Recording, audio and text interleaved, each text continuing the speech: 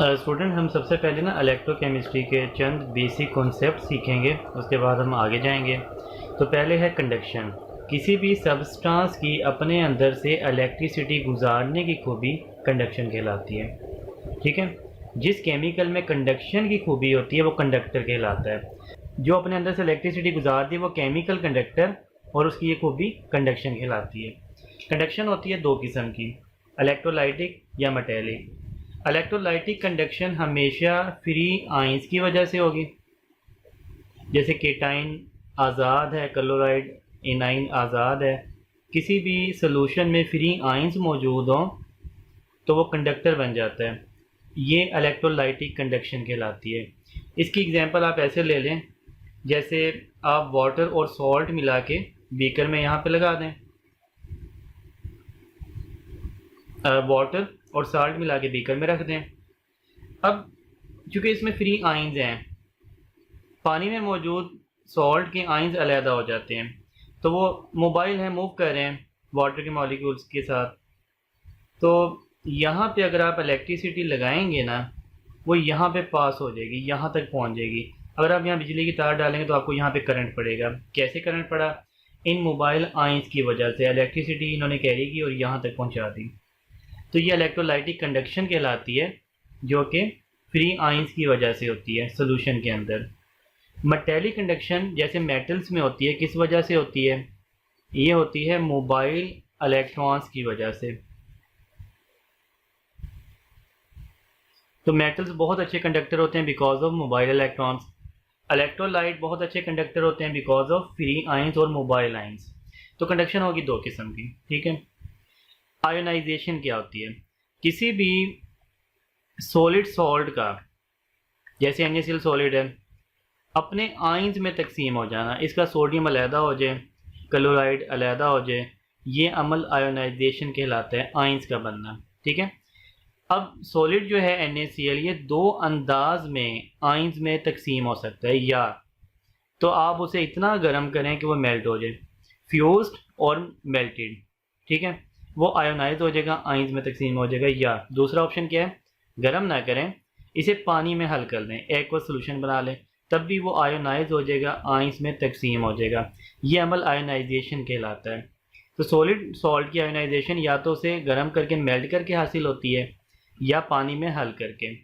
वो सॉल्ट जो कि आयोनाइजेशन कर ले, इन दो हालतों में इलेक्ट्रोलाइट कहलाता है। ठीक है, आयोनाइजेशन वो अमल है जिसमें कोई केमिकल आइंस बना दे, और जो केमिकल आइंस बनाएगा वो इलेक्ट्रोलाइट कहलाएगा। इलेक्ट्रोलाइट होते हैं दो किस्म के, स्ट्रॉन्ग या वीक। स्ट्रॉन्ग इलेक्ट्रोलाइट जो कि मुकम्मल तौर पर आइंस बना दें, जैसे HCl है, आप इसे पानी में हल करते हैं, ये मुकम्मल तौर पर ये आयोनाइज हो जाता है, आइंस में तकसीम हो जाता है। अगर आपने इसे 100 ग्राम लिया है फॉर एग्जांपल, तो 100 का 100 ग्राम ये आइंस में तकसीम हो जाएगा, और यहाँ पे बचेगा 0 ग्राम।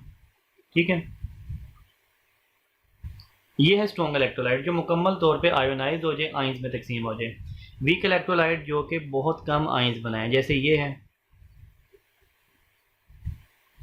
ये भी पानी में हल होने पे आइंस बनाता ज़रूर है लेकिन कम बनाता है। अगर आपने इसे 100 ग्राम लिया है तो 100 में से बस ये 1-2 ग्राम ही आइंस बनाएगा, बाकी 99 ग्राम इसी हालत में रहेगा। तो आप कह सकते हैं कि इसकी आयोनाइजेशन बहुत कम है, ये बहुत कम आइंस बनाता है। आप देखें नॉन इलेक्ट्रोलाइट, मैंने कहा था जो आयोनाइजेशन करते हैं वो इलेक्ट्रोलाइट हैं, तो फिर जो आयोनाइजेशन नहीं करेंगे वो नॉन इलेक्ट्रोलाइट हैं। फॉर एग्जांपल, हमारे पास है ग्लूकोज, हमारे पास है शुगर। ठीक है, ये कोवलेंट कंपाउंड जिनमें कोवलेंट बॉन्ड होता है, ये पानी में हल ज़रूर हो जाते हैं। ग्लूकोज भी पानी में सोलूबल है, सुक्रोज भी पानी में सोलूबल है, लेकिन ये पानी में हल होने पर आइंस नहीं बनाते। तो ये भी याद रखिएगा, ज़रूरी नहीं कि जो पानी में हल हो रहा है ज़रूर आइंस बनाए, ये आइंस नहीं बनाते, पानी में हल हो जाते हैं, ये नॉन इलेक्ट्रोलाइट कहलाते हैं। और अगर आप शुगर का सोल्यूशन लेंगे उसमें से इलेक्ट्रिसिटी नहीं गुजरेगी, ग्लूकोज का सोल्यूशन लेंगे पानी में, उसमें से भी इलेक्ट्रिसिटी नहीं गुजरेगी, नॉन कंडक्टर होते हैं। स्टूडेंट, इलेक्ट्रोकेमिकल सेल दो किस्म के होते हैं, इलेक्ट्रोलाइटिक सेल, वोल्टिक या गैल्वेनिक सेल। इलेक्ट्रोलाइटिक सेल वो सेल है जिसमें आप इलेक्ट्रिसिटी की मदद से केमिकल्स बनाते हैं नए। ठीक है, इलेक्ट्रिसिटी खुद प्रोवाइड करते हैं बैटरी की शक्ल में और नए केमिकल बना लेते हैं। ये सेल आप डेली लाइफ में यूज़ नहीं करते, ये सिर्फ इंडस्ट्री में यूज़ होते हैं जहाँ केमिकल बनाने होते हैं। वोल्टिक या गैल्वेनिक सेल वो सेल होता है जिसमें आप केमिकल की मदद से इलेक्ट्रिसिटी बनाते हैं। ये वो सेल हैं जो आप डेली लाइफ में यूज़ करते हैं, घरों में जो सेल या बैटरीज यूज़ हो रही हैं वो यही सेल हैं। उसके अंदर केमिकल पैक्ड होते हैं और आप उससे इलेक्ट्रिसिटी बनाते हैं, जिससे घड़ियाँ या रिमोट वगैरह आप चलाते हैं। ठीक है, पहले सेल में आप क्या कर रहे हैं, आप इलेक्ट्रिसिटी या इलेक्ट्रिकल एनर्जी लेके किस में कन्वर्ट कर रहे हैं, केमिकल्स में, तो केमिकल एनर्जी में कन्वर्ट कर रहे हैं। और दूसरे सेल में क्या कर रहे हैं, केमिकल एनर्जी लेके किस में कन्वर्ट कर रहे हैं, आप इलेक्ट्रिकल एनर्जी में कन्वर्ट कर रहे हैं। तो ये दोनों की होगी डेफिनेशन। मजमूई तौर पर इन्हें इलेक्ट्रोकेमिकल सेल कहा जाता है। इसका मतलब आप इलेक्ट्रिकल एनर्जी को केमिकल एनर्जी में कन्वर्ट कर सकते हैं या केमिकल एनर्जी को इलेक्ट्रिकल एनर्जी में कन्वर्ट कर सकते हैं इलेक्ट्रोकेमिकल सेल के अंदर। केमिस्ट्री की वो ब्रांच जिसमें आप इन कन्वर्जेंस को स्टडी करते हैं, electrical energy to chemical energy and chemical energy to electrical energy, उसे इलेक्ट्रोकेमिस्ट्री कहा जाता है।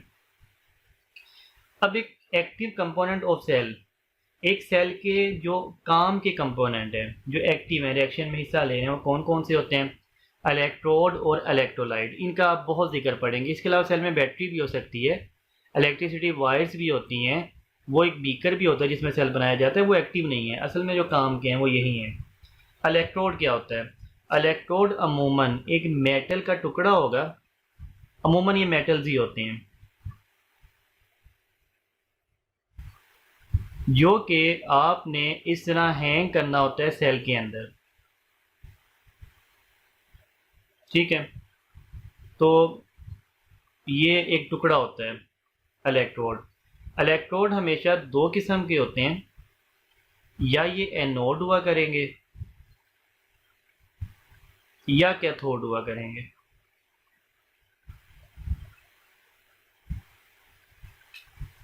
ये अमूमन मेटल्स होते हैं, लेकिन इसका ये मतलब नहीं कि हमेशा मेटल्स होते हैं। इलेक्ट्रोड मेटल्स के अलावा कार्बन का भी बनता है, तो वो फिर नॉन मेटल में आ जाता है। ग्रेफाइट का इलेक्ट्रोड बनता है, वो भी नॉन मेटल है, अमूमन मेटल्स के होते हैं। एनोड वो इलेक्ट्रोड होगा जहाँ पे हमेशा ऑक्सीडेशन होगी, कैथोड वो इलेक्ट्रोड जहाँ पे हमेशा रिडक्शन होगी। कोई भी सेल हो दुनिया में, एनोड पर हमेशा उसमें ऑक्सीडेशन होती है, कैथोड पर हमेशा उसमें रिडक्शन होती है। आप इसे ऐसे याद रखिएगा, red cat, reduction, cat means cathode, तो कैथोड पर हमेशा रिडक्शन। और इनकी कोई डेफिनेशन नहीं बनानी। इसके अलावा इलेक्ट्रोलाइट, इलेक्ट्रोलाइट हमने पढ़ लिया, वो केमिकल जो आयोनाइज हो जाता है, आइंस बना देता है, किन दो हालतों में, या तो एक्वस सोल्यूशन में या फ्यूज्ड फॉर्म में, ये केमिकल इलेक्ट्रोलाइट कहलाता है। तो इलेक्ट्रोलाइट लेके आपने एक बीकर में या एक कंपार्टमेंट में आइंस की शक्ल में इलेक्ट्रोलाइट ले लिए और उसमें इलेक्ट्रोड को डिप करना होता है। इस अंदाज में हम सेल बनाते हैं। अभी आगे हम डिटेल में इसकी कंस्ट्रक्शन देखते हैं। तो इलेक्ट्रोलाइटिक सेल आप जैसे डायग्राम से ही देख रहे हैं, ये सिंगल सेल है, एक ही बीकर है, उसी में इलेक्ट्रोड डिप कर दिए गए हैं। तो पहला इनका जो डिफरेंस है मैं यहाँ पे लिख लेता हूँ, ये है सिंगल सेल। और वोल्टिक या गैल्वेनिक सेल में आपको क्या नज़र आ रहा है, टू हाफ सेल, ये हाफ सेल है लेफ़्ट वाला, ये हाफ सेल है राइट वाला, दोनों मिलेंगे तो कंप्लीट सेल बनेगा। Left half cell plus right half cell, ये दोनों मिलके बनेगा कंप्लीट सेल। ये आप कह सकते हैं it has one compartment, it has two compartment. पहला डिफरेंस हमने देख लिया। सेकेंड, यहाँ पे आपने source of electricity voltage battery लगाई है, यहाँ पे कोई बैटरी नहीं है, वायर ज़रूर है लेकिन बैटरी नहीं है। तो यहाँ पे हम लिख सकते हैं एक्सटर्नल सोर्स है इलेक्ट्रिसिटी का या इलेक्ट्रिसिटी प्रोवाइडेड, खुद देंगे। नो इलेक्ट्रिसिटी प्रोवाइडेड, कोई इलेक्ट्रिसिटी नहीं देंगे। नंबर थर्ड, जब आप यहाँ पे बैटरी लगाएंगे, अगर आप उसे ऑन ना करें, 1 साल भी ये सेल पड़ा रहे काम नहीं करेगा, तो ये सेल है नॉन स्पॉन्टेनियस। जैसे आप ये कनेक्शन अटैच करेंगे और ये केमिकल लेंगे इलेक्ट्रोड और इलेक्ट्रोलाइट नीचे लेंगे, ये फ़ौरन खुद ब खुद रिएक्शन शुरू कर देगा, ये है स्पॉन्टेनियस।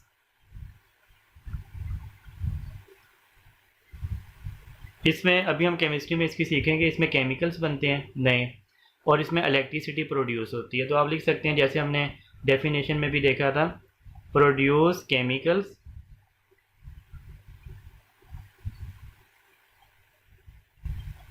Produce electricity.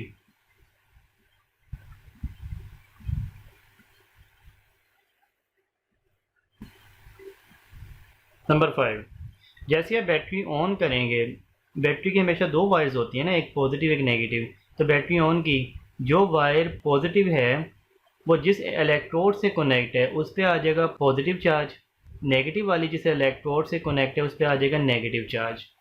तो यहाँ पे इस वाली पे आ गया पॉजिटिव चार्ज, इसे आप बोलेंगे एनोड। यहाँ पे इस वाली पे आ गया नेगेटिव, इसे आप बोलेंगे कैथोड। तो इस सेल में एनोड पे चार्ज होता है पॉजिटिव और कैथोड पे चार्ज होता है नेगेटिव। वोल्टिक या गैल्वेनिक सेल में ऐसा नहीं होता, यहाँ पे एनोड पे चार्ज होता है नेगेटिव और कैथोड पे चार्ज होता है पॉजिटिव। ये मेन डिफरेंस है। तो कभी आपने डेफिनेशन नहीं बनानी, the electrode having positive charge is anode, electrode having negative charge is cathode, गलत हो जाएगी, क्योंकि इसमें ऐसा होता है, इसमें तो ऐसा होता ही नहीं है। तो एनोड कैथोड की क्या फिर डेफिनेशन जो मैंने आपको बताई, एनोड पे हमेशा ऑक्सीडेशन, कैथोड पे हमेशा रिडक्शन। अब मैं आपको इसकी केमिस्ट्री से समझा देता हूँ भाई इस चीज़ का क्या मतलब है, एनोड पे यहाँ नेगेटिव कैसे आ जाता है, कैथोड पे यहाँ पॉजिटिव कैसे आ जाता है, उसके बाद मज़ीद देखेंगे। स्टूडेंट अब मैं आपको इसकी केमिस्ट्री सिखाता हूँ, इलेक्ट्रोलाइटिक सेल में क्या हो रहा है और वोल्टिक या गैल्वेनिक सेल में क्या हो रहा है अंदर। तो हमने कहा कि इलेक्ट्रोलाइटिक सेल में आपने बैटरी खुद प्रोवाइड की है, ये वायर जिस टर्मिनल से अटैच हो गई वो पॉजिटिव एनोड बन गया और ये वायर जिस टर्मिनल से अटैच होगी वो नेगेटिव कैथोड बन गया। तो नीचे आपने इलेक्ट्रोलाइट कौन सा लिया, इलेक्ट्रोलाइट आप कोई भी ले सकते हैं, एक्वस सोल्यूशन या फ्यूज्ड। तो मैं सपोज करता हूँ कि मैंने NaCl ले लिया फ्यूज्ड फॉर्म में, पिघली हुई हालत में, लिहाजा इसमें बहुत से सोडियम और बहुत से क्लोराइड सेपरेट हैं, वाटर इसमें नहीं है, तो वाटर हो तो कॉम्प्लिकेशन आ जाती है। अब देखें, जैसे आप बैटरी को ऑन करेंगे इस पर चार्जेस आएंगे, तमाम के तमाम केटाइन दौड़ पड़ेंगे कहाँ पे, कैथोड की जानिब, और तमाम के तमाम एनाइन दौड़ पड़ेंगे कहाँ पे, एनोड की जानिब। किसी भी आयंस की इस तरह सोल्यूशन में मूवमेंट, ख़ास डायरेक्शन में दौड़ पड़ना, इसे कहा जाता है इलेक्ट्रोलाइटिक कंडक्शन। तो ये कंडक्शन का अमल शुरू हो गया आपने जैसे ही इलेक्ट्रिसिटी ऑन की, इलेक्ट्रोलाइटिक कंडक्शन।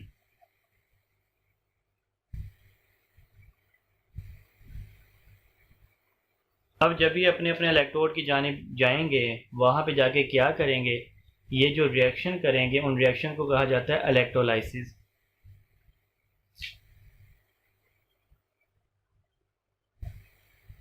इलेक्ट्रोलाइसिस, ठीक है। इलेक्ट्रोलाइटिक कंडक्शन क्या है, आयंस की मूवमेंट, और इलेक्ट्रोलाइसिस क्या है, वहाँ जाके रिएक्शन करना। तो हम वन बाय वन देख लेते हैं। पहले हम डिस्कस कर लेते हैं एनोड पे क्या हुआ। एट एनोड, भाई एनोड पे पहुंचेगा कौन, क्लोराइड आयन। हर आयन चाहता है डिस्चार्ज होना, ये माइंड में रखिएगा, हर आयन चाहता है डिस्चार्ज होना। डिस्चार्ज मीन्स अपना चार्ज ख़त्म करना। जैसे क्लोराइड है ना, इस पे 1 नेगेटिव है, इसकी सबसे बड़ी विश क्या है इस टाइम, ये अपना चार्ज ख़त्म कर दे। यहाँ पे जब ये पहुँचेगा तो ये पॉजिटिव इसे मौका देगा अपना चार्ज ख़त्म करने का। कैसे ही अपना चार्ज ख़त्म कर सकता है? अगर ये अपना इलेक्ट्रॉन रिमूव कर दे तो इसका चार्ज ख़त्म हो जाएगा। इलेक्ट्रॉन का रिमूव करना क्या होता है? ऑक्सीडेशन। तो आपने देखा कि ये एनोड पे पहुंचा था और एनोड पे क्या किया? ऑक्सीडेशन का अमल किया। अगर Cl दो जाते तो 2 Cl बनाते, वो Cl2 गैस बन जाएगी और 2 इलेक्ट्रॉन दे देते। तो एनोड तो हमने पढ़ लिया। अब आ जाए कैथोड। कैथोड पे कौन पहुंचा? Sodium ion. सोडियम आयन जब कैथोड पे पहुंचेगा तो डिस्चार्ज होना चाहता है। कैसे डिस्चार्ज हो सकता है? इलेक्ट्रॉन दे के या लेके? भाई इसके पास इलेक्ट्रॉन देने के लिए है ही नहीं, ये तो पॉजिटिव है, मतलब इलेक्ट्रॉन की कमी है। ये इलेक्ट्रॉन लेगा। यहाँ बहुत सारे नेगेटिव हैं कैथोड पे, उनसे इलेक्ट्रॉन ले लेगा तो ये Na सोडियम एटम बना देगा। अगर ये 2 लेंगे तो ये 2 इलेक्ट्रॉन लेगा और 2 सोडियम बना देगा। तो आपने देखा कैथोड पे क्या हुआ? इलेक्ट्रॉन गेन हुए ना। इलेक्ट्रॉन का गेन होना क्या होता है? रिडक्शन। तो कैथोड पे हुई रिडक्शन, एनोड पे हुई थी ऑक्सीडेशन। अगर आप दोनों इक्वेशंस को ऐड करें तो आपके पास बनेगी मुकम्मल एक इक्वेशन। ये इससे कैंसिल आउट हो गए। आपने शुरू में क्या लिया था? 2NaCl आइंस की शक्ल में लिया था ना। सोडियम अलहदा था, Cl अलहदा, क्योंकि आपने कौन सा सॉलिड फॉर्म में लिया था? आपने तो फ्यूज फॉर्म में लिया था। ये ऐसे होता है। आपने बनाया क्या? यहाँ पे Cl2 बनी एनोड पे, यहाँ पे सोडियम मेटल बनी। तो आपने देखा, आपने सॉल्ट लिया था और नए केमिकल बना लिए ना, क्लोरीन बना लिया और सोडियम बना लिया। तो इलेक्ट्रोलाइटिक सेल में यही काम किया जाता है। आप नए केमिकल बनाते हैं, इलेक्ट्रिसिटी की मदद से इलेक्ट्रिसिटी आप खुद प्रोवाइड करते हैं। अच्छा, वोल्टिक या गैल्वेनिक सेल में ना आपने यहाँ पे जिंक का इलेक्ट्रोड लेना है और उसे आपने जिंक सल्फेट के ही सोल्यूशन में डिप करना है। जिंक सल्फेट का एक्वा सोल्यूशन आपने कितना बनाना है? 1 मोलर। ठीक है, तो ये आपका इलेक्ट्रोलाइट हो गया, ये आपका इलेक्ट्रोड हो गया। राइट साइड पे आपने लेना है कॉपर का इलेक्ट्रोड और आपने इसे कॉपर सल्फेट उसी के, जिसका इलेक्ट्रोड लें उसी के सॉल्ट के सोल्यूशन में डिप करना है। ये भी आपने 1 मोलर सोल्यूशन बनाना है। तो ये तो आपने सेल तैयार कर लिया। इन दोनों को आपने एक्सटर्नल वायर से जोड़ देना है। वायर से मुराद ये नहीं कि इलेक्ट्रिसिटी प्रोवाइड कर दी है, बस आपने कनेक्शन जोड़ा है, कोई इलेक्ट्रिसिटी नहीं लगाई यहाँ पे। यहाँ पे आपने सॉल्ट ब्रिज यूज़ करना है। अभी हम देखेंगे सॉल्ट ब्रिज का क्या फंक्शन है। इसमें पोटाशियम क्लोराइड का सोल्यूशन भरा होता है सैचुरेटेड, मतलब कि बहुत ज़्यादा कंसनट्रेटेड। KCl आपने इसमें पैक कर दिया है। ठीक है, अब देखें इलेक्ट्रोड बनता है मेटल से और मेटल के होते हैं एटम न्यूट्रल, उन पे कोई चार्ज थोड़ी होता है। तो ये जिंक पे ना ऐसे लाखों एटम होंगे जिंक के। जिंक में नेचुरल सलाहियत है कि जैसे ही आप जिंक को उसी के सोल्यूशन में डिप करते हैं वो घुलना शुरू हो जाता है। आमतौर पे जो नरम चीज़ें होती हैं, आप किसी नरम चीज़ को पानी में डबो के रखें इस तरह हैंग करके, ऐसे सब देखेंगे नीचे से घुलना शुरू हो जाएगी वो। यही हिसाब जिंक के साथ है। केमिस्ट्री की ज़ुबान में इस बात का ये मतलब है कि जो जिंक है ना, ये एटम की बजाय आइंस में कन्वर्ट हो रहा है। ये इसने जिंक आयन बनाया। जैसे इसने जिंक आयन बनाया, ये नीचे सोल्यूशन में आ गया, क्योंकि आयन तो सोल्यूशन में रहते हैं, सोल्यूशन में हल होते हैं। इलेक्ट्रॉन जो इसने 2 बनाए वो यहाँ ऊपर इसने छोड़ दिए। दूसरा एटम ये काम करेगा, जिंक आयन बना के नीचे उतर आएगा, इलेक्ट्रॉन कहाँ पे छोड़ देगा? ऊपर मेटल पे। तीसरा जिंक ये काम करेगा, नीचे आ जाएगा, इलेक्ट्रॉन कहाँ पे छोड़ देगा? ऊपर छोड़ देगा। चौथा जिंक ये काम करेगा, नीचे आ जाएगा, इलेक्ट्रॉन कहाँ पे छोड़ देगा? ऊपर छोड़ देगा। पांचवा, छठा, 1 लाखवां, 100 लाखवां, लाखों करोड़ों एटम यही काम करना शुरू कर देंगे। ठीक है, अब देखें, जब बहुत सारे जिंक आयन नीचे आ गए तो ऊपर क्या बचे? बहुत सारे इलेक्ट्रॉन बचे। ये बिल्कुल ऐसे ही है कि एक ट्रिप गया है बच्चों का स्कूल का स्विमिंग पूल में नहाने। तो ये स्विमिंग पूल में बच्चे नहाना चाह रहे हैं, लेकिन उनके पास बैग हैं। वो क्या करेंगे? बैग यहाँ किनारे पे छोड़ देंगे और पानी में जंप कर देंगे। दूसरा बच्चा क्या करेगा? बैग यहाँ छोड़ेगा, पानी में जंप करेगा। तीसरा स्टूडेंट, चौथा स्टूडेंट, पाँचवा, छठा, तमाम के तमाम ने बैग यहाँ पे छोड़े और पानी में आ गए। तो पानी में आपको क्या नज़र आएगा? स्टूडेंट। और किनारे पे आपको क्या नज़र आएगा? बैग्स बहुत सारे। यही काम जिंक ने किया। जिंक इलेक्ट्रॉन छोड़ के नीचे छलांग मारता है, जैसे बैग। तो ये बैग की तरह किनारे पे रह गए और जिंक कहाँ पे आ गया, नीचे आ गया स्टूडेंट की तरह। ठीक है, जिंक आई तो नीचे आ गए, इलेक्ट्रॉन यहाँ पे बचे। इलेक्ट्रॉन को रास्ता नज़र आ रहा है, अगर ये ना वायर होती तो ठीक है यहाँ पे रहते। अब इन्हें रास्ता नज़र आ रहा है यहाँ से यहाँ जाने का, और यहाँ से यहाँ वो जाएंगे क्योंकि यहाँ पे कोई चार्ज नहीं है, पोटेंशियल ज़ीरो है। इलेक्ट्रॉन हमेशा ज़्यादा से कम की जानिब बहता है, पानी की तरह। पानी हमेशा ज़्यादा से कम की जानिब बहता है, तो इलेक्ट्रॉन लाजमी तौर पे यहाँ से बह के यहाँ पे आएगा और रास्ते में आप उसे इस्तेमाल करेंगे। बल्ब लगा दें, कोई पंखा लगा दें, इलेक्ट्रॉन के बहाव से इलेक्ट्रिसिटी बनती है, आप उसे रास्ते में यूज़ कर सकते हैं। ठीक है, आपने कुछ यूज़ की, कुछ यहाँ पे आ गए। अगर इलेक्ट्रॉन यहाँ पे आ जाएं तो कुछ देर बाद ये बैलेंस हो जाएगा। अगर यहाँ के इलेक्ट्रॉन बराबर हो गए तो फिर इलेक्ट्रॉन फ़्लो करेंगे नहीं, आप इलेक्ट्रिसिटी यूज़ नहीं कर पाएंगे। तो अब आगे आपका क्या मकसद है, यहाँ पे इलेक्ट्रॉन जैसे ही हैं उन्हें यूज़ किया जाए, वरना तो बैलेंस आ जाएगा। और पोटेंशियल जब बैलेंस में आ जाए तो इलेक्ट्रिसिटी फ़्लो नहीं करती। इन्हें इलेक्ट्रॉन यूज़ करने के लिए जो नीचे कॉपर सल्फेट है ये मदद को आएगा।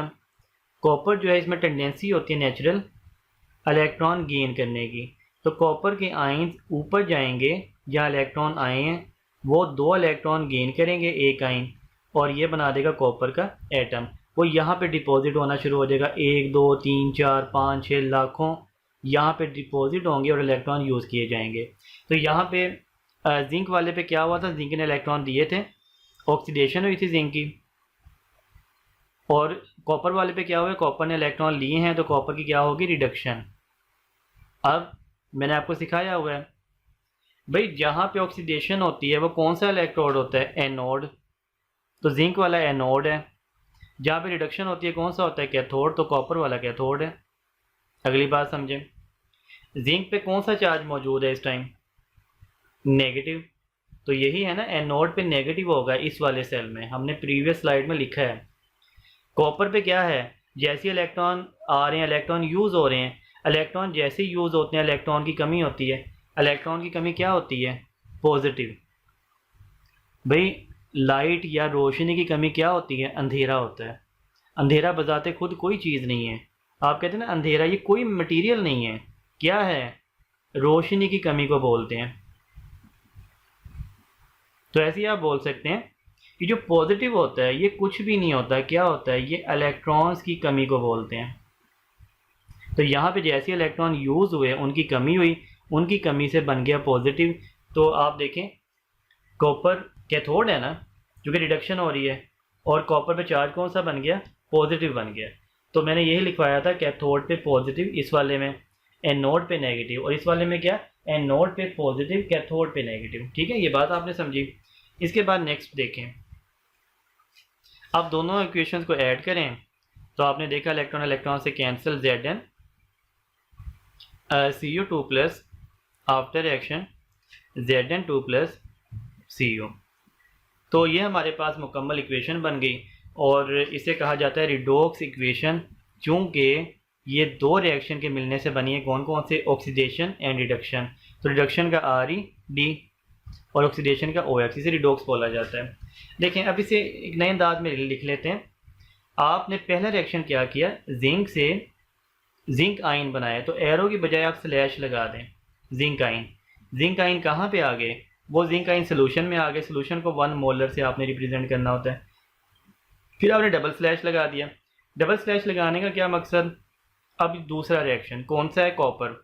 कॉपर आयन ने इलेक्ट्रॉन गेन किए थे, तो कॉपर आयन नीचे सोल्यूशन में थे 1 मोलर, और ये एरो के बाद क्या बन गए थे, कॉपर एटम में चेंज हो गए थे। इस इक्वेशन में हमने इलेक्ट्रॉन शो नहीं किए, इसे कहा जाता है सेल इक्वेशन। तो किसी भी इक्वेशन को इस अंदाज में भी लिखा जा सकता है, इस अंदाज में भी। स्टूडेंट हमने इसमें बहुत से डिफरेंस देखे हैं इलेक्ट्रोलाइटिक या वोल्टिक और गैल्वेनिक सेल में। अब मैं आपको कुछ इसमें सिमिलैरिटीज़ बताना चाह रहा हूँ। तो सिमिलैरिटीज़ दोनों में, नंबर 1, दोनों में एनोड पर हमेशा ऑक्सीडेशन हो रही है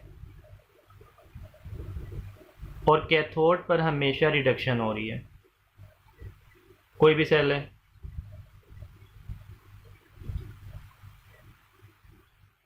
एक तो ये सिमिलैरिटी होगी। दूसरी सिमिलैरिटी, ये दोनों इलेक्ट्रोकेमिकल सेल हैं। ठीक है, ये तो हम जानते हैं इलेक्ट्रोकेमिकल सेल हैं।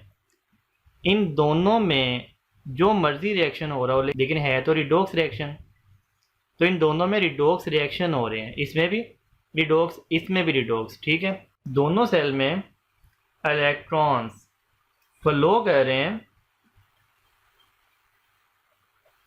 From anode to cathode. भाई ये बात बहुत दिलचस्प है और समझाने से ताल्लुक़ रखती है कि दोनों में इलेक्ट्रॉन एनोड से कैथोड की जानिब कैसे फ़्लो कर रहे हैं। यहाँ तो मैंने आपको सिखा दिया था कि जिंक इलेक्ट्रॉन बहुत सारे देता है, यहाँ पे आ जाते हैं, तो इलेक्ट्रॉन जो हैं वो यहाँ से यहाँ पे फ़्लो कर जाते हैं एनोड से कैथोड की जानिब। इसमें तो इलेक्ट्रॉन जाते नज़र आ रहे हैं। भाई इसमें तो एनोड पे पॉजिटिव है, कैथोड पे नेगेटिव है, तो यहाँ पे कैसे इलेक्ट्रॉन एनोड से कैथोड की जानिब आ सकते हैं? ये तो पॉसिबल ही नहीं लग रहा। अब ये बात समझें, देखें आपके घरों में जो पंप है पानी का, वो क्या करता है? पंप नीचे से पानी को खींचता है और ऊपर पहुंचा देता है जहां आप उसे यूज़ करते हैं। ज़मीन के नीचे से पानी को खींचा, ऊपर पहुंचा दिया, पंप का ये फंक्शन है। क्या आपने सोचा है कि पंप थोड़ा बहुत पानी शायद खुद बना रहा हो? क्या ये खुद पानी बनाता है? नहीं बनाता। क्या करता है? नीचे से ऊपर पहुंचा देता है। तो पंप का काम सिर्फ पानी को ट्रांसफ़र करना है, खुद नहीं बना रहा है। यही काम बैटरी का होता है। जब आपने बैटरी ऑन नहीं की तो भाई ये इलेक्ट्रोड न्यूट्रल है, इन पे कोई चार्ज नहीं। आपने यहाँ कोई भी मेटल ली है, यहाँ भी आपने कोई भी मेटल ली है,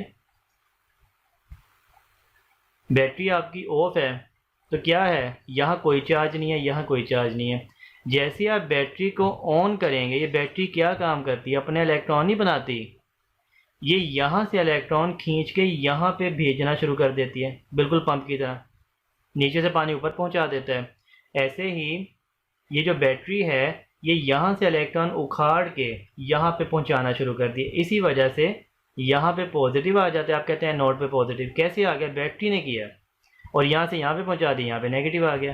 तो इलेक्ट्रॉन यहाँ भी एनोड से कैथोड की जानी भी गए, लेकिन किसकी मदद से? बैटरी की मदद से। और यहाँ पे खुद ब खुद चले गए थे। ये फ़र्क है। इसलिए तो आप इसे कहते हैं नॉन स्पॉन्टेनियस और इसे आप कहते हैं स्पॉन्टेनियस। इसमें वो काम खुद ब खुद हो रहा है, इसमें वो काम बैटरी करवा रही है। ये मेरा ख्याल आपको बात समझ आ गई होगी। तो स्टूडेंट आप देखें, ये जो गैल्वेनिक सेल है या वोल्टिक सेल है, इसमें आप सॉल्ट ब्रिज यूज़ करते हैं, और जो इलेक्ट्रोलाइटिक सेल हमने पढ़ा था उसमें आप यूज़ नहीं करते। तो भी क्या वजह है? सॉल्ट ब्रिज का यहाँ पे क्या फंक्शन है? हम क्यों लगाते हैं? और अगर ना लगाएं तो क्या हो? तो इसमें हम देख चुके कि इस साइड पे जिंक है और आपने इसे किस में डिप करना है? जिंक सल्फेट में 1 मोलर सोल्यूशन। तो ऐसे बहुत से जिंक आइन होंगे, बहुत से सल्फेट आइन होंगे, जिंक आइन, सल्फेट आइन। लेकिन एक बात तो सोचें, क्या ये जिंक और सल्फेट के चार्जेस बराबर हैं कि नहीं? 2 + 2 नेगेटिव, 2 + 2 नेगेटिव। चाहे यहाँ लाखों जिंक सल्फेट हों, यहाँ पे चार्ज कितना बनेगा? 0, क्योंकि केटाइन और एनाइन के चार्जेस बराबर हैं। ठीक है, ऊपर जो मेटल है, मेटल भी न्यूट्रल होती है, उस पर 0 चार्ज होता है। तो ऊपर भी चार्ज कोई नहीं है फ़िलहाल, और नीचे भी चार्ज कोई नहीं है फ़िलहाल। यहाँ पे देखें कॉपर है, कॉपर किस में डिप किया गया है? कॉपर सल्फेट में। तो कॉपर सल्फेट चार्जेस बराबर रखते हैं ना, Cu2+ रखता है, SO4 2 नेगेटिव। तो चाहे यहाँ लाखों कॉपर सल्फेट हों, यहाँ चार्ज कोई नहीं है, ये 0 चार्ज है यहाँ भी। ठीक है, और मेटल ऊपर जो है कॉपर, इस पर भी कोई चार्ज नहीं होता, ये भी 0। तो जब रिएक्शन शुरू नहीं होता, यहाँ पे चार्ज नहीं होते। अब रिएक्शन शुरू हो गया, मैं आपको समझा चुका, जब रिएक्शन शुरू होगा तो नीचे क्या उतरेगा? जिंक आइन। भाई 1 उतरा, 2 उतरे, 3 उतरे, 1 लाख उतरे, 1 मिलियन, ये नीचे उतर रहा है। जब जिंक आइन बहुत सारे नीचे उतर रहा है, तो क्या अब जिंक और सल्फेट बराबर हैं? नहीं। क्या अब चार्जेस बराबर हैं? नहीं। यहाँ पे बहुत ज़्यादा पॉजिटिव चार्ज आ चुका है, क्योंकि जब जिंक नीचे उतरा तो अपने साथ 2+ पॉजिटिव चार्ज लेके आया। अब यहाँ पे पॉजिटिव चार्ज इतना ज़्यादा जमा हो जाएगा कि अब मज़ीद जिंक आयन की शक्ल में नीचे नहीं उतर पाएंगे, क्योंकि पहले ही इतने हो चुके हैं कि वो आने वाले को रिपेल करेंगे, आने नहीं देंगे।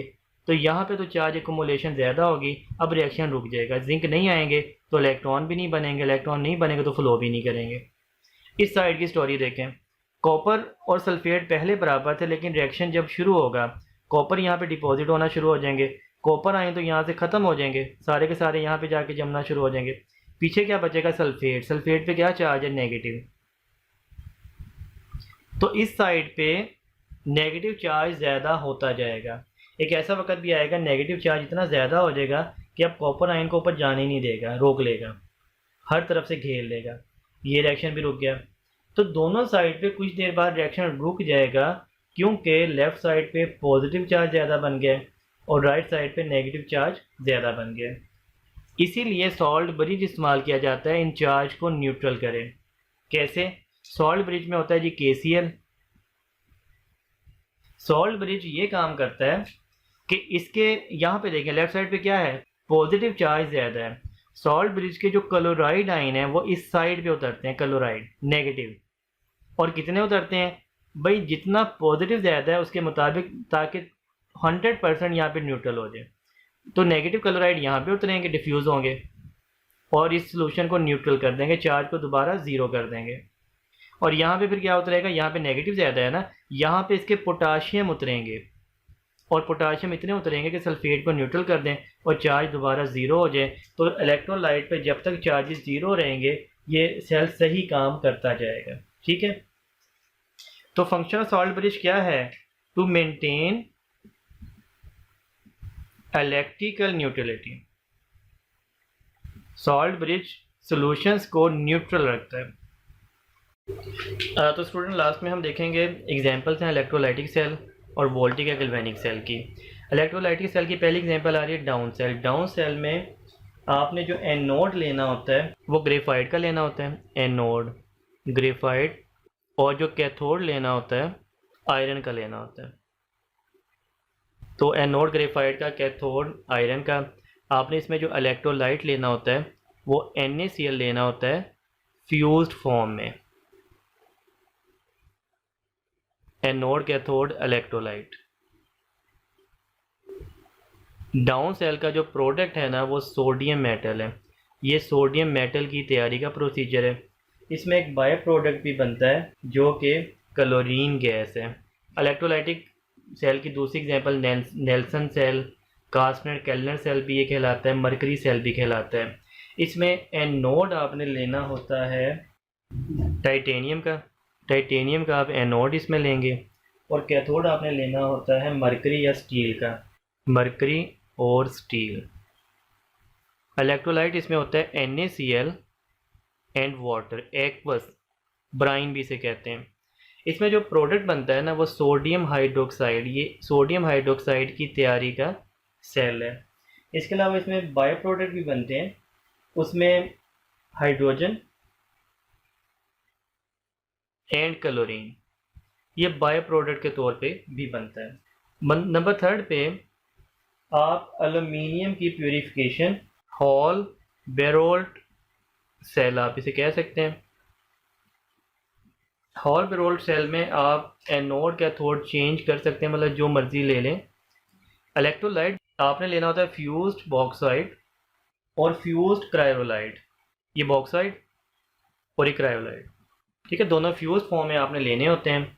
तो ये आप एल्युमिनियम, जैसे आप सोडियम तैयार करते हैं ना डाउन सेल में, तो इसी तरह आप हॉल बेरोल्ट सेल में एल्युमिनियम तैयार करते हैं। ठीक है, एनोड कैथोड में जो मर्जी मेटल लगा दें, ये गुजारा हो जाता है। नंबर 4, आप कॉपर की प्यूरिफिकेशन या मेटल्स की प्यूरिफिकेशन के लिए भी इलेक्ट्रोलाइटिक सेल यूज़ करते हैं। इसमें आपने एनोड कैथोड उसी मेटल का लेना होता है भाई जिसकी बात चल रही है, लेकिन एनोड आपने लेना होता है इम्प्योर उस मेटल का, कैथोड आपने लेना होता है प्योर मेटल का। फॉर एग्जांपल आप सिल्वर प्यूरिफिकेशन करना चाहते हैं तो अब क्या करेंगे? अब के आप इम्प्योर सिल्वर लेंगे और प्योर सिल्वर लेंगे, इम्प्योर सिल्वर एनोड के तौर पे, प्योर सिल्वर कैथोड के तौर पे। तो जिस मेटल की प्यूरिफिकेशन करनी है उसी का एनोड, उसी का कैथोड उसी का एनोड, उसी का कैथोड। इलेक्ट्रोलाइट भी उसी का सॉल्ट। कॉपर है तो कॉपर सल्फेट, सिल्वर है तो silver nitrate and nitric acid aqueous. तो इसमें मेटल प्योरीफाई हो जाती है। इसके अलावा आप ना जितनी भी इलेक्ट्रोप्लेटिंग की एग्जांपल हैं, कोई भी सेल हो जिसमें आप इलेक्ट्रोप्लेटिंग कर रहे हैं। इलेक्ट्रोप्लेटिंग क्या होती है? एक मेटल पे दूसरी मेटल की तह को चढ़ा देना। ये तमाम की तमाम इलेक्ट्रोलाइटिक सेल में ही होती हैं। तो देखें, कॉपर का ही एनोड ले लिया गया, कॉपर का ही कैथोड ले लिया गया, यहाँ पे बैटरी अटैच कर दी गई और यहाँ कॉपर सल्फेट का इलेक्ट्रोलाइट डाल दिया गया। तो क्या होगा? ये बैटरी यहाँ पे कॉपर को मजबूर करेगी इलेक्ट्रॉन देने के लिए लेफ़्ट साइड वाला। तो लेफ़्ट साइड वाला जो कॉपर है वो एनोड बन जाएगा। ये 2 इलेक्ट्रॉन दे के यहाँ पे आ जाएगा नीचे सोल्यूशन में आयन की शक्ल में।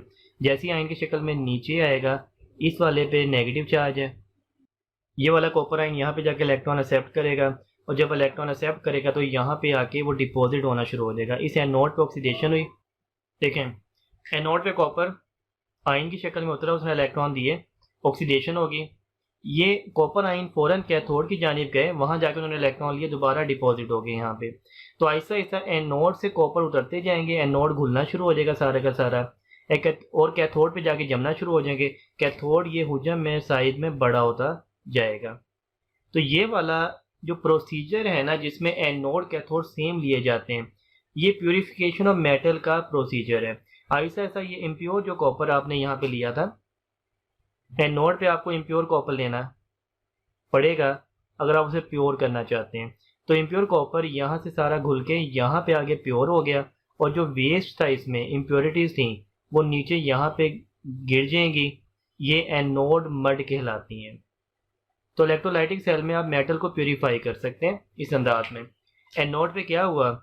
कॉपर डिजोल्व, कॉपर हल हुआ किस शक्ल में? आयन की शक्ल में। और कैथोड पे क्या हुआ? कॉपर डिपॉजिट, ये दोबारा मेटल की शक्ल में जमना शुरू हो गया। इसी की एग्जांपल हमारी बुक में टेबल है, टेबल में ये क्वेश्चंस आए हुए हैं कि एनोड पे कॉपर डिजोल्व होगा, कैथोड पे कॉपर डिपॉजिट होगा अगर आप एनोड कैथोड सेम मेटल का ले लें। एक और एग्जांपल है टेबल में, वो है सिल्वर की। अगर आप एनोड भी सिल्वर का ले लें, कैथोड भी सिल्वर का ले लें, लेकिन एनोड होगा इम्प्योर सिल्वर का, कैथोड होगा प्योर सिल्वर का। तो इम्प्योर को आप प्योर करना चाहते हैं, सिल्वर यहाँ से आयन बनाएगा, नीचे आएगा सोल्यूशन में, इलेक्ट्रॉन यहाँ पे छोड़ेगा। तो एनोड पे क्या होगा? सिल्वर इलेक्ट्रॉन देगा और सिल्वर आयन बनाएगा। क्या हुआ एनोड पे? सिल्वर डिजोल्व हुआ एट एनोड, ये लिखा हुआ है at anode, silver dissolve as silver ion. Cathode पे क्या होगा? कैथोड पे दोबारा जाके क्या करेगा? सिल्वर आयन इलेक्ट्रॉन एक्सेप्ट करके दोबारा सिल्वर सॉलिड बना देगा। तो कैथोड पे क्या हुआ? एजी डिपॉजिट।